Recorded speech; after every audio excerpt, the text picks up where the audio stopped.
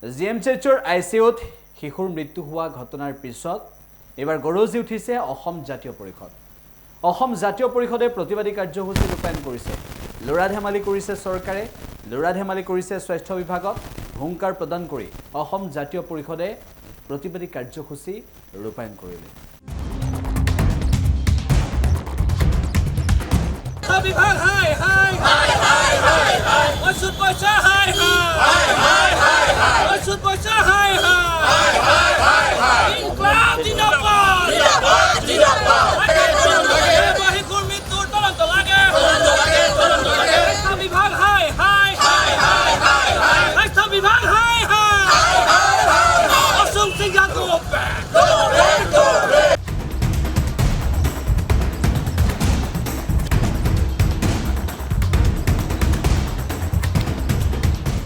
ফপুলা স্বৰূপটো দেখিছে। ফপুলা স্বৰূপটো যে গুৱাহাটী মেডিকেল কলেজখনৰ অৱস্থা আজিৰ তাৰিখত এই যে ইয়াত উত্তৰ পূৰ্বাঞ্চলৰ বিভিন্ন ৰাজ্যৰ পৰা মানুহ আহি আচলতে চিকিৎসা সেৱা ল'বলৈ আহে। তাৰ পাছত অকল কমিশ্যনৰ এখন মেডিকেল কলেজবিলাক খুলি আছে। মুখ্যমন্ত্ৰী অকল PWDৰ দায়িত্বত আছে বিল্ডিঙৰ, আৰু অকল কমিশ্যনৰ এখন মেডিকেল কলেজ খুলিছে। তাত ডাক্তৰ নাৰ্ছ নাই, যাৱতীয় ব্যৱস্থা নাই। আজিৰ তাৰিখত যদি আপোনালোকে চাই, যদি যোৰহাট মেডিকেল কলেজলৈ যায় তেতিয়াহ'লে দেখিব যে তাতে আচলতে এই যে ECG কৰিবৰ কাৰণে মেচিনটোও নাই, সেইটোও বিকল হৈ আছে। আচলতে গোটেই বিষয়টো বুমেৰাং মানুহক ঢাক ঢোল বজাই আছে, আৰু গোটেই কাৰবাৰটো আচলতে মুখ্যমন্ত্ৰীয়ে কমিশ্যনৰ আশাত বিভিন্ন ঠাইত মেডিকেল কলেজ খুলি নিজকে বা সজাবলৈ গৈছে। অসমৰ ৰাইজে ইতিমধ্যে গম পাইছে যে যেতিয়া এগৰাকী দেৱ শিশুক তেওঁলোকে আচলতে ৰক্ষণাবেক্ষণ দিব নোৱাৰিলে, ৰাইজে ইতিমধ্যে গম পাইছে। সেইকাৰণে মুখ্যমন্ত্ৰীয়ে নিজেও যোৱাকালিৰ পৰা কোৱা আৰম্ভ কৰিছে, মোৰ মাথা গৰম হৈ গৈছে বুলি। মাথা গৰম হৈছে, তেওঁ নিজে মাথা গৰম কৰি লৈছে। সব বিভাগৰ দায়িত্ব তেওঁ চম্ভালিবলৈ যায়। PWD, স্বাস্থ্য বিভাগেই হওক, এডুকেশ্যন বিভাগেই হওক, জলসিঞ্চন বিভাগেই হওক, সব যেতিয়া দায়িত্ব ল'ব তেতিয়াহ'লে মাথা গৰম হোৱাটো স্বাভাৱিক। সেইকাৰণে মাথা গৰম মানুহ এগৰাকী দায়িত্বত থাকিব নালাগে। অসমৰ বিভিন্ন মৰ্যাদাপূৰ্ণ মানুহে বিগত দিনত আচলতে এই মুখ্যমন্ত্ৰী আসনখনত অধিষ্ঠিত হৈছিল। এজন জনগোষ্ঠীয় মানুহৰ মানে পৰা কাহি আনি পিনি মুখ্যমন্ত্ৰী হ'ল, এতিয়া নিজে পাগল হ'ল বুলি কোৱা আৰম্ভ কৰিছে। সেইকাৰণে এই বিষয়টো চবেই ৰাইজে বুজি পাই গৈছে। মৃত্যুমুখত পেলাই দিছে, গোটেই ছিষ্টেমটো বিসংগতি আছে।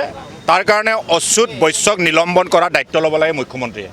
কেৱল তেওঁ দুখ প্ৰকাশ কৰি আছে, তেওঁ ইম'চনেলি মানুহক প্ৰভাৱিত কৰিবৰ কাৰণে তেওঁ নিজে দুখ স্বীকাৰ কৰিছে। যদি তেওঁ দুখ স্বীকাৰ কৰিছে, তেওঁ নিজে কিয় তেওঁ নিজে ৰিজাইন দিয়া নাই? তেওঁ বহুত বছৰ আগত কংগ্ৰেছৰ দিনত থকাটো তেওঁ ভুল আছিল বুলি কৈছে। 15 বছৰত থকা কংগ্ৰেছত থকাটো যদি ভুল আছিল, এই 25 বছৰ যদি স্বাস্থ্য বিভাগটো তেওঁ চাই আছে, সেইটো ভুল। আৰু 4.5 বছৰ যে গোটেই অৰাজকভাৱে মুখ্যমন্ত্ৰীৰ দায়িত্বত তেওঁ বহি আছে, সেইটো কি ভুল নহয় নেকি? তেওঁ যদি ভুল কৰি আছে তেতিয়াহ'লে তেওঁ নিজে ৰিজাইন দিব লাগে। তেওঁ নিজে স্বঘোষিত, সব ফালে চাই, কিন্তু সবফালে অৰাজক চলি আছে। এই কথাটো এতিয়া প্ৰতিপন্ন হৈছে। সাধাৰণ শিশুক ৰক্ষা কৰিব পৰা নাই, এগৰাকী নাৰ্ছক তাৰ কাৰণে কাৰেক্ট কৰিছে। অচ্যুত বৈশ্যক কেতিয়া কাৰেক্ট কৰিব? কেতিয়া তেওঁক নিলম্বন কৰিব? কেতিয়া তেওঁৰ স্বাস্থ্য বিভাগৰ মন্ত্ৰীসকলে তেওঁলোকে ৰিজাইন দিব? সেই কথাটো আমাক লাগে। তাৰ লগে লগে তেওঁ যে কৈ আছে যে এতিয়া অকলশৰীয়া, খুব দুখ প্ৰকাশ কৰি মানুহক ইম'চনেলি ব্লেকমেইল কৰি আছে, এইবিলাক যদি তেওঁ আছে, তেওঁ বিশ্ৰাম কৰক। তেওঁ অলপমান শান্তিকৈ অলপ বিশ্ৰাম কৰক। মুখ্যমন্ত্ৰীৰ দায়িত্ব ল'বলৈ ঢেৰ মানুহ আছে, মুখ্যমন্ত্ৰীয়ে বেলেগক দিয়ক। গতিকে তেওঁ জিৰণি লাগে, তেওঁ বিশ্ৰাম লাগে। তেওঁ মানে চম্ভালিব পৰা নাই, এফালে হৈ আছে, গোটেই অৰাজক হৈ আছে। 15 বছৰ আগত কংগ্ৰেছত থকাটো ভুল কৈছে, তাৰপিছত কৈছে যে তেওঁ 25 বছৰ স্বাস্থ্য বিভাগটো চাই থকাৰ পাছতো এইবিলাক ঘটনা হৈ আছে, তাৰমানে সেইটো ভুল। 4.5 বছৰ মুখ্যমন্ত্ৰী হৈ থকাৰ পাছত চাৰিওফালে অৰাজক হৈছে। আজি স্বাস্থ্য বিভাগত কি হৈছে? এগৰাকী নাৰ্ছ 35টা। আজি INC কি কয়, ইণ্ডিয়ান নাৰ্ছ কাউন্সিলে কি কয়? প্ৰতিটো স্বাস্থ্যৰ লগত জড়িত বেমাৰীৰ লগত এগৰাকী নাৰ্ছ নিযুক্তি হ'ব লাগে, বিশেষকৈ শিশুৰ লগত আৰু থাকিব লাগে। 35টা শিশুৰ বিপৰীতে এগৰাকী নাৰ্ছ, কিমান লজ্জাজনক। তাৰপাছত আকৌ ঢোল বজাই গোটেই চিকিৎসা মহাবিদ্যালয় খোলা কথা কয়। গুৱাহাটী মেডিকেল কলেজৰ এইটো অৱস্থা, বাকী মেডিকেল কলেজৰ কি হ'ব? গতিকে আমাক তদন্ত লাগে। অচ্যুত বৈশ্যক অতি সোনকালে নিলম্বন কৰিব লাগে, আৰু মুখ্যমন্ত্ৰী আৰু অশোক সিংহলে স্বাস্থ্য বিভাগৰ পৰা তেওঁলোকে ৰিজাইন দিব লাগে।